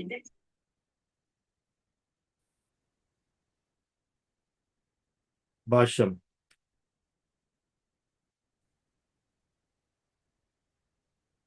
హరే కృష్ణ. భాష్యం మాట చదవండి. భాషను చదవనడా? ఇది చదువుదా? శ్లోకం చదివారు. ఈ విధంగా దేహము, మనస్సు, కర్మను నిరంతరము అదుపు చేయడాన్ని సాధన చేసిన యోగి నియంత్రత మనస్సు కలవాడై భౌతిక అస్తిత్వాన్ని ఆపివేయడం ద్వారా కాదు నాన్న, ఎక్కడ చదువుతున్నావు? ఒక నిమిషం, దేంట్లో చదువుతున్నావు? లోక పొందుతాడు. హరే కృష్ణ, ఏ శ్లోకం చదువుతాను నువ్వు? 15వ శ్లోకం నానా. 15 కాదు, నేను 13, 14 భాష్యం చదవమంటున్నాను. 13, 14 ఇక్కడ చదవండి. ఇక్కడ నుంచి. చతుర్భుజ విష్ణు రూపమైనట్టి పరమాత్మునిగా ప్రతి జీవి హృదయంలోను ఉండే శ్రీకృష్ణుని తెలుసుకోవడమే జీవిత లక్ష్యము. ఈ హృదయస్థ విష్ణు రూపాన్ని అన్వేషించి చూడడం కొరకే యోగ పద్ధతి సాధన చేయబడుతుంది. కానీ ఒక నిమిషం డిస్కస్ చేద్దాం. ప్రతి 2-3 లైన్లకు ఆగితే డిస్కస్ చేద్దాం. సో ఇక్కడ ఏంటి, ఎవరైనా ఈ యోగి అష్టాంగ యోగా పద్ధతి మెడిటేషన్ చేసుకోవాలనుకునే వాళ్ళకి ఏంటంట, శ్రీకృష్ణుని తెలుసుకొనుటయే మానవ జన్మ యొక్క ముఖ్య లక్షణమై ఉన్నది. హృదయమునందు నిలిచి ఉండేది అట్టి విష్ణు రూపమున శోధించి చూచు నియమితమే యోగము అభ్యాసము అని చెప్తున్నారు ఇక్కడ. అంటే మన మనస్సులో ఉన్న కృష్ణ భగవానుడు, పరమాత్మ రూపంలో ఉన్న కృష్ణ భగవానుని శోధించడం, మనం కనుక్కోవడం, అది. కానీ అన్య ప్రయోజనం కొరకు కాదు. మెడిటేషన్ చేసుకొని నేను మైండ్ ఫ్రీ చేసుకుంటాను, మైండ్ ఫ్రీ అయితే నేను ఏం చేసి ఎక్కువ డబ్బు సంపాదిస్తాను, మెంటల్ టెన్షన్ పోయిన తర్వాత నేను వెళ్ళి ఇంకా వర్క్ బాగా చేసుకుంటాను, ఇది కాదు. ఇక్కడ ఏంటంట, కృష్ణ భగవానుని వెతకడం, అది మెడిటేషన్ అంటే, వేరే అన్య ప్రయోజనం కొరకు కాదు. చదువునా? గాని వేరే ఉద్దేశానికి కానే కాదు. హృదయస్థ విష్ణుమూర్తి మనిషి హృదయములో నివసించే విష్ణుని ప్రధాన ప్రాతినిధ్యము. ఈ విష్ణుమూర్తిని అనుభూతము చేసుకునే ఆలోచన లేనివాడు వ్యర్థంగా కపటపు యోగ సాధనలో నెలకొని నిశ్చయంగా కాలాన్ని వృధా చేసుకుంటాడు. కాలాన్ని వృధా చేసుకోవడం అంటే ఏంటి? Time waste. ఒకవేళ కృష్ణ భగవానుని వెతికి, పరమాత్మ రూపంలో ఉన్న కృష్ణ భగవానుని వెతికి ఆయన పైన నేను ధ్యానం చేసుకుంటాను, ఆయన కృష్ణనే నేను 100% నా యొక్క గమ్యంగా పెట్టుకుంటానంటే తప్ప, అది కాకుండా కేవలం సాక్షాత్కారం లేదా అనుభవం ఉన్న ఉద్దేశం కానప్పుడు మనుజుడు ఒనరించు యోగాభ్యాసం కేవలం భూటక మాత్రమై కాలం వ్యర్థం చేయుటయే అగును. ఎవరైనా పోయి 1 గంట సేపు మెడిటేషన్ చేసుకొని మళ్ళీ వాళ్ళ పనికి వాళ్ళు వెళ్తున్నారు, మళ్ళీ వెళ్ళి స్త్రీల పురుషులతో మైత్రున సుఖం అనుభవిస్తున్నారు, బ్రహ్మచర్యం తీసుకోవట్లేదు, ఇట్లా చేశారనుకోండి, టైం వేస్ట్. ఓకే, శ్రీకృష్ణుడే చరమ జీవిత లక్ష్యము. ఇక హృదయములో ఉండే విష్ణుమూర్తి యోగ సాధన విషయము. ఈ హృదయములోని విష్ణుమూర్తిని అనుభూతము పూర్తిగా మైథున భోగాన్ని విడిచిపెట్టాలి. యా అందుకే ఎవరైతే ఈ హృదయస్థ విష్ణుమూర్తి సాక్షాత్కారమున మనుజుడు సంపూర్ణంగా మైథున జీవితం నుండి విడిపడాలి. అష్టాంగ యోగాలో ఒక పద్ధతి ఏంటి? స్త్రీ పురుషులతో కలిసే మైథున భోగం అది కంప్లీట్ గా వదిలేయాలి. అది ఓన్లీ కృష్ణ భగవాను వెతుక్కుంటూ వెళ్ళడం చేసేదే అష్టాంగ యోగా. అంతేకాని ఎక్కడో మన ఏసీ రూమ్ లో కొద్దిసేపు కూర్చొని ఒక డాట్ పైన కొద్దిసేపు మెడిటేషన్ చేసుకొని మైండ్ క్లియర్ అయిపోయింది, ఇప్పుడు నేను వెళ్ళి నా పని చేసుకుంటాను, మళ్ళీ రాత్రి పొద్దున భార్యాభర్తల్లో నేను కలుసుకుంటాను, ఇట్లా చేయడం కాదు. చేసినాను. అందుకే అతడు ఇల్లు విడిచి ఏకాంత ప్రదేశంలో ఒంటరిగా జీవిస్తూ పైన చెప్పిన విధంగా ఆసీనుడు కావాలి. ఇంట్లో లేదా ఇంకొక చోట ప్రతిరోజు మైథున సుఖాన్ని అనుభవిస్తూనే నామమాత్ర యోగ తరగతులలో పాల్గొని ఎవడు యోగి కాలేడు. ఎస్. సో ఇంట్లో ఉంటూ భార్యాపిల్లలతో తిరుగుతూ మళ్ళీ భార్యాపిల్లలతో కలిసి పురుషులు స్త్రీలు కలిసి మైత్ర సుఖాన్ని అనుభవించే వాళ్ళు, అటువంటి దాంట్లో పాల్గొనే వాళ్ళు ఎవ్వరు యోగులు కాజాలరు. ఓకే, అట్లా చేసేది time waste. So first of all ఈ యొక్క అష్టాంగ యోగా పద్ధతి చాలా డిఫికల్ట్, చాలా చాలా కఠినం. దీంట్లో ఫస్ట్ స్టెప్ ఏంటి? నువ్వు ఫ్యామిలీ మెంబర్స్ విడిచిపెట్టి నువ్వు బ్రహ్మచర్యం తీసుకొని అడవిలోకి వెళ్ళాలి, సన్యాసం తీసుకోవాలి ఫస్ట్ది. ఓకే. మనిషి మనోనిగ్రహాన్ని సాధన చేస్తూ అన్ని రకాలైన ఇంద్రియ భోగాలను, వాటిలో ప్రధానమైన మైథున సుఖాన్ని విడిచిపెట్టాలి. యజ్ఞవల్య మహర్షి రచించిన బ్రహ్మచర్య సూత్రాలలో ఈ విధంగా చెప్పబడింది. కర్మణ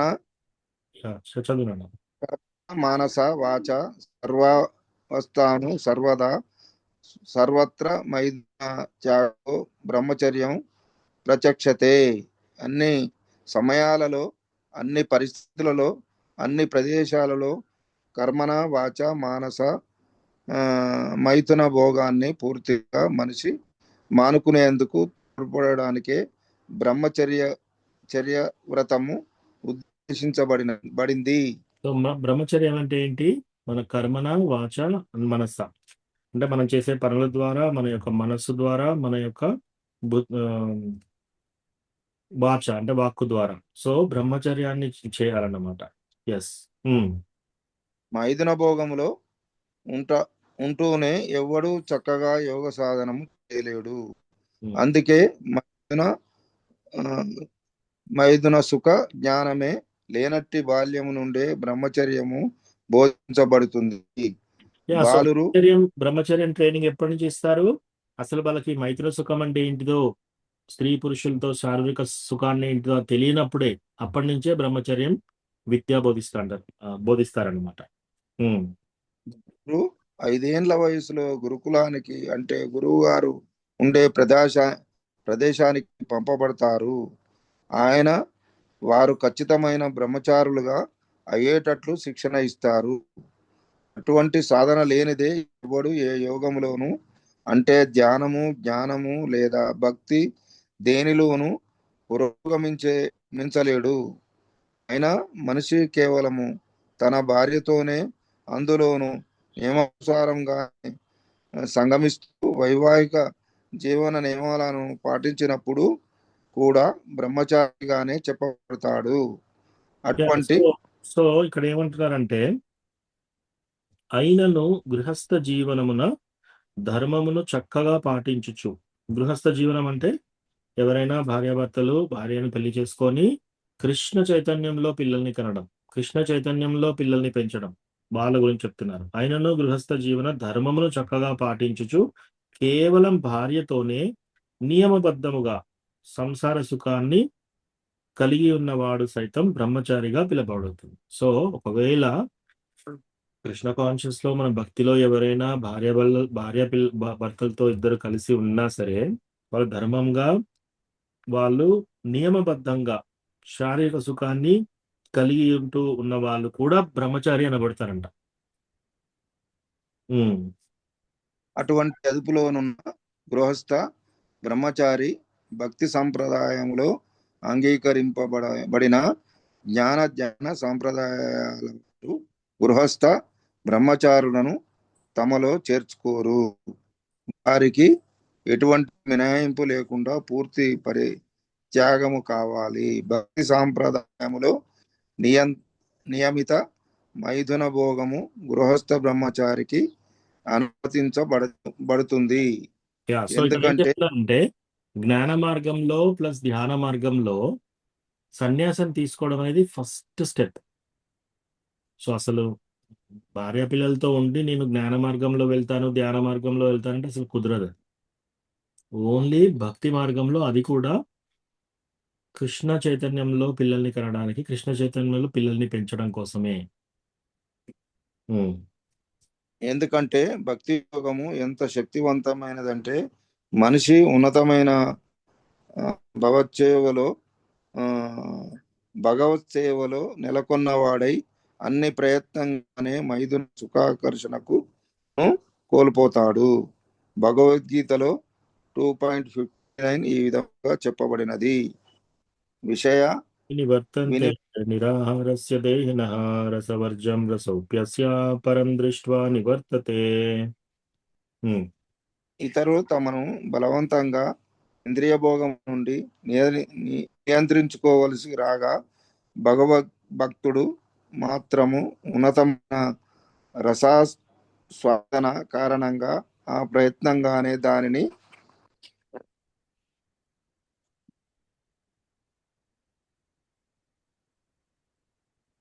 దానిని మానివేస్తాడు. భక్తుని తప్ప వేరెవరికి ఆ ఉన్నత రసము గురించి సమాచారము తెలియదు. సో ఇక్కడ ఏం చెప్తున్నానంటే ఈ యొక్క పురుషులు స్త్రీలతో ఉన్న ఈ ఆకర్షణ మైథున సుఖం నుంచి బయటపడడం చాలా కష్టం. ఓకే, సో ఇప్పుడు వేరే మార్గాలు ఏమేం చెప్పారు ఇక్కడ? ధ్యాన మార్గము, జ్ఞాన మార్గము, మెడిటేషన్ మార్గము. ఈ మార్గాలలో ఫస్ట్ థింగ్ నువ్వు సన్యాసం తీసుకొని, చాలా స్ట్రిక్ట్ రూల్స్ ఉన్నాయన్నమాట. అసలు సన్యాసం తీసుకొని నీకు అక్కడ ప్రోగ్రెస్ ఉండదు, టైం వేస్ట్ లేకపోతే. కానీ భక్తియుత సేవలో ఏం చెప్తున్నారు? విషయావిని వర్తంతే నిరాహారస్య దేహినః రసవర్జం రసోప్యస్య పరం దృష్ట్వా నివర్తతే. ఇతరులందరూ బలవంతముగా తమ ఇంద్రియ భోగం నుండి నియమించుకుంటున్నారు, బలవంతంగా ట్రై చేస్తున్నారు.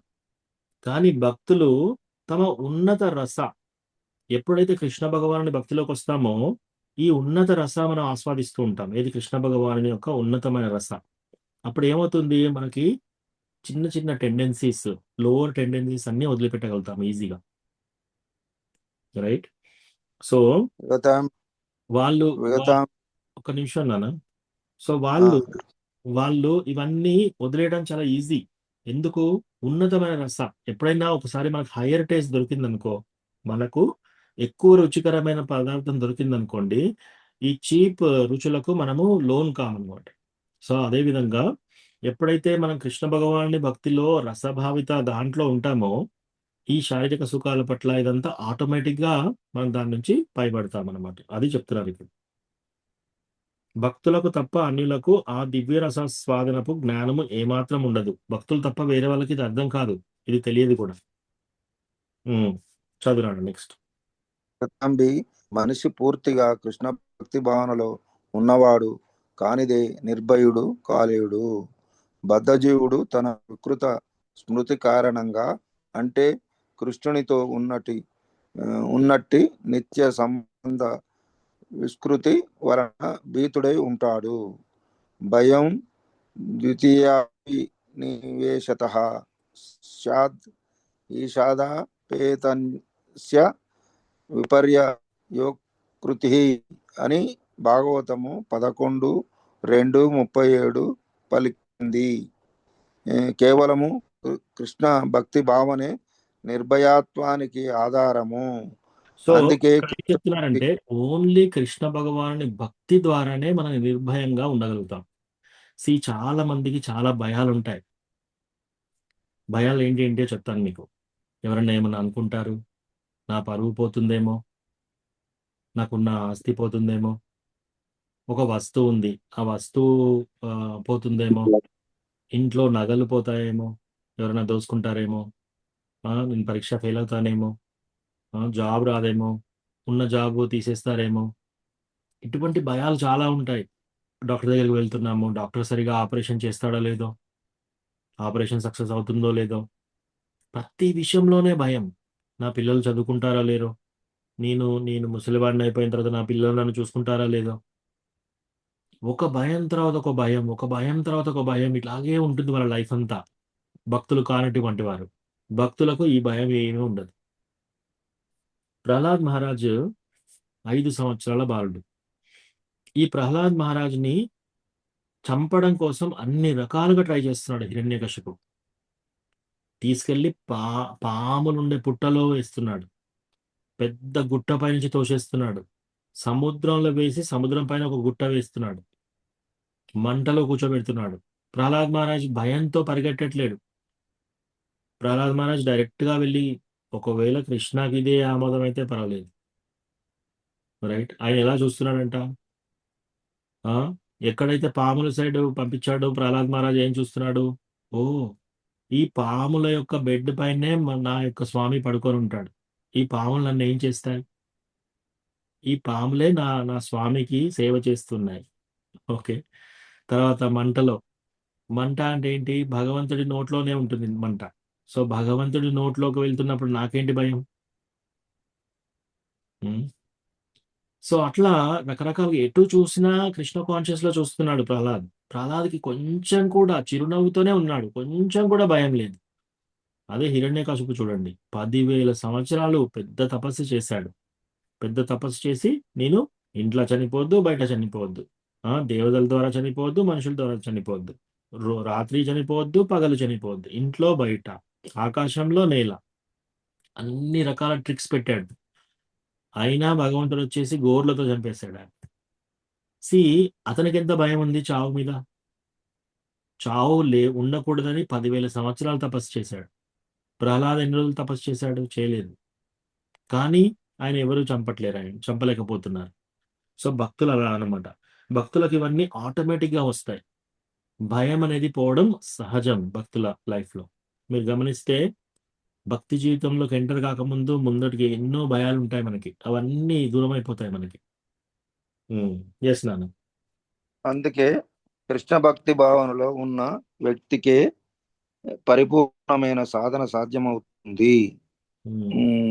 యోగ సాధన చరమ లక్ష్యం తనలో భగవంతుని దర్శించడం కనుక కృష్ణ భక్తి భావనలో ఉన్న వ్యక్తి అదివరకే యోగుడు. ఇక్కడ చెప్పబడిన యోగ పద్ధతి నియమాలు పేరుమోసిన నామమాత్ర యోగ సంఘాలలోని నియమాలకు భిన్నంగా ఉంటాయి. హరే కృష్ణ. Thank you. అంతేగాక యోగాభ్యాసము ముఖ్యోద్దేశమైన హృదయస్థుడైన పరమాత్మని దర్శించుటయే గనుక యోగులందరిలోనూ అతడు ఉత్తముడు అగుచున్నాడు. సో ఈవెన్ ధ్యాన యోగాలో కూడా వాళ్ళు ఏం చేయాలి, పరమాత్మని దర్శించుకోవాలి. భక్తి యోగాలో మనం ఏం చేస్తున్నాం, మనం ఎప్పుడు భగవంతుని దర్శించుకోవడానికి ప్రయత్నం చేస్తున్నాం. కాబట్టి దానిలో ఇంక్లూడ్ అయిపోయింది అనమాట. ఇచ్చట తెలుపబడిన యోగా పద్ధతి నియమములు జనాదరణ పొందిన నామమాత్ర యోగ సమాజములు నియములకు భిన్నములై ఉన్నాయి. ఇప్పుడు సమాజంలో మీరు చూస్తే ఇక్కడ వీళ్ళు యోగా నేర్పిస్తున్నారు, వాళ్ళు యోగా నేర్పిస్తున్నారు. ఒకరు ఏం చేస్తారు, యోగా ఆసనాలు నేర్పిస్తారు. ఒకరు ఏం చేస్తారు, ఇట్లా మెడిటేషన్ చేయంటారు. ఒకరు ఏం చేస్తారు, నువ్వు అట్లా మెడిటేషన్ చేయి. ఇవన్నీ తలకిందులుగా చెప్తున్నారు అనమాట. సో ఇవన్నీ టైం వేస్ట్ పద్ధతులు. ఓకే, నెక్స్ట్ శ్లోక 15. అమ్మా నువ్వు చదువుతావా? చదువుతాను. 15.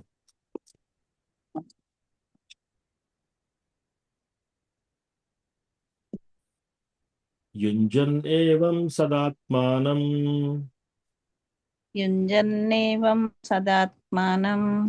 యోగి నియతమానసః శాంతిం నిర్వాణ పరమాం శాంతి నిర్మాణ ప్రణమ పరమాన్ మత్సంస్థామధిగచ్చతి. మత్సంస్థ మదిగతి. Thus, practicing constant control of the body, mind, and activities, the mystic transcendentalist, his mind regulated, attains to the kingdom of God or the abode of Krishna by cessation of material existence. చదవం. ఈ విధంగా దేహము మనస్సు కర్మలను నిరంతరము అదుపు చేయడాన్ని సాధన చేసి యోగి నియంత్రిత మనస్సు కలవాడై భౌతిక అస్తిత్వాన్ని ఆపివేయడం ద్వారా భగవత్ రాజ్యమును అనగా కృష్ణలోకాన్ని పొందుతాడు. సో అష్టాంగ యోగా పద్ధతి ద్వారా, థ్యాంక్ యూ అమ్మ, అష్టాంగ యోగా పద్ధతి ద్వారా ఈ విధంగా ఎవరైతే దేహాన్ని, మనస్సును, కర్మను, వాళ్ళు చేసే పనులను ఈ విధంగా నిరంతరం ఎల్లప్పుడూ నియమించుచు యోగి అయిన వాడు నియమిత మనస్సు కలవాడై భౌతిక స్థితి నుండి విరమించి కృష్ణధామానికి చేరుతారన్నమాట. సో కానీ కఠినమైన పద్ధతి, చాలా కఠినమైన పద్ధతి, అది చెప్తున్నాను ఇక్కడ. ఓకే, సో ఇంకెవరైనా చదువుతారా ఈరోజు? రాధికా మాతాజీ ప్రభు హరే కృష్ణ. చెప్తా ప్రభు. చదువుతారా? ఎస్. ఆ, ఓకే, 16వ శ్లోకం. ఓకే. నాట్య ప్రభు నాట్య డౌట్. ఎస్, చెప్పండి మాతాజీ. ఇప్పుడు మీరు చెప్పినట్టు ఆ సాధన చాలా కష్టంగా ఉంది కదా ప్రభు, అది చేయలేని వాళ్ళు కృష్ణలోకం మరి పోలేరా? సో నేను అంటాను. సో ఇక్కడ ఈ చాప్టర్ పేరు ఏంటి? ధ్యాన యోగం. మనం చేసే యోగా పద్ధతి ఏంటి? భక్తి యోగానా, ధ్యాన యోగమా? భక్తి భక్తి. సో ఇక్కడ చెప్పేదంతా ధ్యాన యోగా గురించి చెప్తున్నారు. మనం ధ్యాన యోగా కాదు చేసేది. ధ్యాన యోగా వాళ్ళు పాటించవలసిన పద్ధతి ఏంటి చెప్తున్నాడు కృష్ణ. ఆ మార్గం ఎంచుకుంటే ధ్యాన యోగంలో ఇవన్నీ పాటించాలి. చాలా కష్టం, కఠినమైంది. అందుకే మనం ఏం చేయాలి? అది అవసరం లేదు మనకి. భక్తి యోగా చాలా ఈజీగా, సులభంగా చేయొచ్చు. సో మనం ఫ్యామిలీ మెంబర్స్తో ఉండొచ్చు, ఇంట్లో ఉండొచ్చు, 16 రౌండ్లు చాంటింగ్ చేసుకోవచ్చు, టెంపుల్కి వెళ్ళి సేవ చేసుకోవచ్చు, ప్రసాదం తినొచ్చు. ఇవన్నీ తింటూ అన్నీ ఉండి అందరితోనే ఉంటూ మనం భక్తి యోగా ద్వారా ఇంకా సులభంగా కృష్ణధామానికి చేరే మార్గం మనకుంది. సో అది ఇంకా క్రమక్రమంగా మనం ఈ చాప్టర్ చివరికి రాగానే కృష్ణ అంటాడు అనమాట, రైట్? కర్మయోగా కానీ, జ్ఞాన యోగా కానీ, అష్టాంగ యోగా కానీ, ధ్యాన యోగా, ఇవన్నీ కూడా చాలా కఠినం. అన్నిటికంటే మంచి యోగా పద్ధతి, ఈజీ పద్ధతి ఏంటి? భక్తి యోగా. అన్నిటికంటే భక్తి యోగా చేసే వాళ్ళు నాకు చాలా ఇష్టం అని ఈ చాప్టర్ చివరిలో చెప్తున్నాడు అనమాట. యోగినామపి సర్వేషాం అద్గతేనాంతరాత్మన. సో యోగినామపి సర్వేషాం, అన్ని యోగా పద్ధతులలో భక్తి యోగా టాప్ అని కృష్ణ డిక్లేర్ చేస్తున్నాడు అనమాట. అందుకే మనం ఏం చేస్తున్నాం? ఇవన్నీ చూసాం మనం. కర్మయోగా చూసాం, జ్ఞాన యోగా చూసాం, ధ్యాన యోగా చూసాం. అన్ని చూసి మనం భక్తి యోగా ఎంచుకొని భక్తి యోగా ద్వారా చాలా ఈజీగా చేయగలుగుతాం మనం. సో ఎస్, మనకి ఇవన్నీ అవసరం లేదు. భక్తి యోగీస్కి ఇవన్నీ అవసరం లేదు. ఎవరైతే ధ్యాన యోగా చేసే వాళ్ళకి ఇటువంటి రూల్స్ ఉంటాయి. ఆ పద్ధతి కూడా చాలా కష్టం. అట్లా అయినా సరే, కష్టపడి అలా చేసినా సరే, వాళ్ళు కూడా అన్నీ పాస్ అయిపోతే అప్పుడు భగవద్ధామానికి వెళ్తారు. దాంట్లో కూడా భక్తి కొంచెం ఉండాలి. భక్తి కొంచెం లేకపోతే నువ్వు ఎంత పెద్ద జ్ఞాన యోగి అయినా, ఎంత పెద్ద ధ్యాన యోగి అయినా కూడా కృష్ణ ధామానికి వెళ్ళలేము అనమాట. సో అది. సో ఎస్, మనకి ఇవన్నీ వర్తించవు. ఎందుకు? మనం భక్తి యోగాలో ఉన్నాం కాబట్టి. ఓకేనమ్మా? ఓకే, భక్తి మాత్రం చేసుకోవాలి తప్పనిసరి. ఎస్, భక్తి యోగా. భక్తి మాత్రం చేయడం కాదు, భక్తి యోగా అంటే భక్తి యోగాలో ఏంటి పద్ధతులు అవి తెలుసుకొని అవి పాటించాలి మనం. ఎస్, అర్థమైంది. ప్రభు హరే కృష్ణ. ఎస్ ప్రభు. ప్రభు మా డైరెక్ట్ ఇదే చెప్పచ్చా ప్రభు? అంటే దీని డిఫరెన్స్ గురించి చెప్పడానికి ఇవన్నీ చెప్పారు. డైరెక్ట్ ఇదే చెప్పండి. ఏంటి ప్రభుజీ? నాకు అర్థం కాలేదు మీ ప్రశ్న. ఇప్పుడు భక్తి యోగనే డైరెక్ట్ భక్తి యోగ ఒకటి చెప్పేస్తే అయిపోతాయి కదా. ఇవన్నీ డిఫరెన్సెస్ మనకు చూపించడానికి మిగతా యోగాలు చెప్పాడు. సో డైరెక్ట్ గా కృష్ణ మనకు భక్తి యోగా చెప్పేస్తే సరిపోతుంది కదా. ఇవన్నీ ఎందుకు చెప్తున్నారు? ఎందుకంటే రకరకాల పద్ధతులు ఉన్నాయి. మీరు కర్మయోగ ద్వారా కూడా కృష్ణాన్ని పొందొచ్చు, కానీ చాలా కష్టం అది. జ్ఞానయోగ ద్వారా కూడా పొందొచ్చు. సో కృష్ణ ఏం చేస్తున్నాడు? మొత్తం మాన్యువల్ ఇస్తున్నాడు మనకి. మీకు ఈ పద్ధతి ఉంది, ఈ పద్ధతి ఉంది, అన్ని రకాల పద్ధతులు ఇస్తున్నారు, రైట్? సో ఎవరికి ఏ పద్ధతి ఇష్టమో అది ఎంచుకోవచ్చు. సో అందులో కృష్ణ అన్ని చెప్తున్నాడు. అన్ని రకాలుగా చెప్పి మనకు లాస్ట్ కి భక్తి యోగ అన్నిటికంటే హైయెస్ట్ అని భగవంతుడే డిక్లేర్ చేశాడు. డిక్లేర్ చేసిన తర్వాత ఆ భక్తి యోగ కూడా చాలా సులభం అని చెప్పాడు. ఈజీ, ఫాస్ట్ గా అవుతుంది ప్రాసెస్ కూడా. మరి ఒకటే చెప్తే మరి మిగతా వాళ్ళకి అంటే కృష్ణ ఎప్పుడైనా అన్ని ఆప్షన్స్ ఇస్తాడు. అన్ని ఆప్షన్స్ ఇచ్చి మీ ఇష్టం, మీకు ఏది నచ్చితే అది చేయండి. సో అట్లా అన్నమాట. ఓకేనా ప్రభు? ఓకే, రాధికా మాతాజీ మీరు ఓకే సార్. ఓకే, లాస్ట్ శ్లోక ఇవాళ.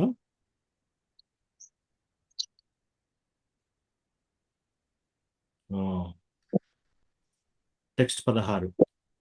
నాత్యశ్నతస్తు యోగోస్తి నాత్యస్నతస్తు యోగోస్తి నచైకాంతం అనశ్నతః నచైకాంత మనశ్నతః నచాతి స్వప్నశీలస్య నచాతి స్వప్నశీలస్య జాగ్రతో నైవ చార్జున. జాగ్రతో నైవ చార్జున. There is no possibility of one's becoming a yogi, O Arjuna, if one eats too much or eats too little, sleeps too much or does not sleep enough. చదవండి మరి. ఓ అర్జున, అతిగా తినేవారికి లేదా అతి తక్కువ తినేవానికి, అతిగా నిద్రపోయేవానికి లేదా తగినంత నిద్ర లేని వానికి యోగిగా అయ్యే అవకాశము లేదు. చూడండి ఎన్ని రూల్స్ ఉన్నాయో. ఇదంతా కూడా ఇంకా ధ్యానయోగ సెక్షన్. ధ్యానయోగ పద్ధతి పాటించే వాళ్ళు అటు ఎక్కువగా తినకూడదు, అటు మరీ తక్కువ తినకూడదు. ఎక్కువగా నిద్రపోకూడదు, తక్కువగా కూడా నిద్రపోకూడదు, రైట్? సో మనకి భక్తి యోగాలో ఇటువంటి రూల్స్ ఏమీ లేవు. కానీ ఎస్, యాజ్ భక్తి యోగిస్ మనం కూడా మన శరీరం ఎంత డైజెస్ట్ చేసుకుంటుందో అంత తినొచ్చు. సో ప్రసాదం మనం ఎక్కువ తిన్నా కూడా ఏం కాదు. అట్లీస్ట్ మన ఆరోగ్యం పాడు చేసుకోకుండా మనం ఎంత కెపాసిటీ ఉంటే అంత తినవచ్చు. చూడండి, దీంతో కంపేర్ చేసుకుంటే భక్తి యోగా ఎంత ఈజీ కదా. మనం టెంపుల్కి వెళ్తాం, భక్తులతో అందరితో డాన్స్ చేస్తూ కీర్తన చేస్తాము, జపం చేసుకుంటాము. భగవంతుడి విగ్రహం చూస్తుంటే మనకి చాలా సంతోషంగా ఉంటుంది. కీర్తన చేస్తుంటే అందరూ డాన్స్ చేస్తూ ఉంటారు, సంతోషంగా ఉంటుంది. ఫ్యామిలీ పిల్లలు అందరినీ తీసుకొని వెళ్ళొచ్చు, అందరితో పాటు చేయొచ్చు, అందరితో పాటు ఉండొచ్చు, అందరితో పాటు తీర్థయాత్రలకు వెళ్తాం. ఎంత సుఖంగా, అంత ఈజీగా, సులభంగా ఉంది. ఈ సులభమైన మార్గం విడిచిపెట్టి నేను మెడిటేషన్ చేసుకుంటాను లేదా నేను కర్మయోగ పాటిస్తాను. చూడండి జనాలు ఎలాంటి కఠినమైన పనులు తీసుకుంటున్నారు, టైం వేస్ట్ పనులు చేస్తున్నారు. కృష్ణ క్లియర్గా చెప్పాడు. సో మనం ఏం చేయాలి? వినమ్రతా భావం ఉండాలి మనకి. కృష్ణ ఈ విధంగా ఎందుకు చెప్తున్నాడు? మనం అన్నిటికంటే అన్ని చూసి లాస్ట్కి భక్తి యోగా చాలా ఈజీ అని చెప్పాడు. సో నేను కూడా భక్తి యోగా చేసేస్తాను. సింపుల్. మనం సింపుల్గా ఉంటే కృష్ణ భక్తి సింపుల్గా వచ్చేస్తుంది. మనం కాంప్లికేటెడ్గా ఉంటే మనకి ఇది రాదనమాట. ఓకే, సో ఇక్కడ ఆపుదాం ఈరోజు. ఎవరికన్నా ఏమైనా ప్రశ్నలు ఉంటే అడగండి.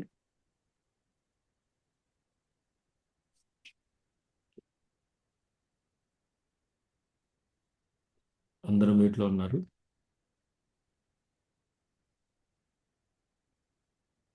ఓకే, ప్రశ్నలు ఏం లేకపోతే థ్యాంక్ యూ సో మచ్. వాంఛాకల్పాతరుభ్యస్య కృపా సింధుభ్యేవ చ పతితానాం పావనేభ్యో వైష్ణవేభ్యో నమో నమః. అనంతకోటి వైష్ణవ వృందికి జయ, శ్రీల ప్రభుపాద్ की जय. హరే కృష్ణ. హరే కృష్ణ ప్రభుజీ. హరే కృష్ణ ప్రభుజీ. హరే కృష్ణ ప్రభు. హరే కృష్ణ ప్రభుజీ. ప్రణామాలు. ప్రణామం పద్మజ మాతాజీ.